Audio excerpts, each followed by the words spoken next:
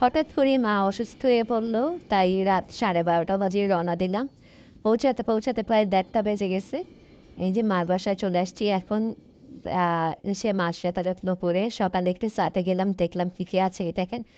আমাদের বাড়ির আশেপাশে পরিবেশটা মাসাল্লাহ অনেক সুন্দর। এবার আম গাছে অনেক আম ধরেছে।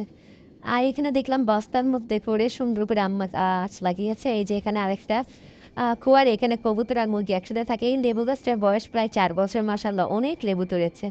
টুকটাক চাঁদে দেখলাম যে মোটামুটি মা অনেক সবজি লাগাইছে। এই কলমি শাক, বেগুন সব কিছু থেকে একটু একটু করে নিয়ে বাসা আমি এখন নিয়ে রান্না করবো। চলো না আরেকটা মুরগির খোয়ার দেখাই।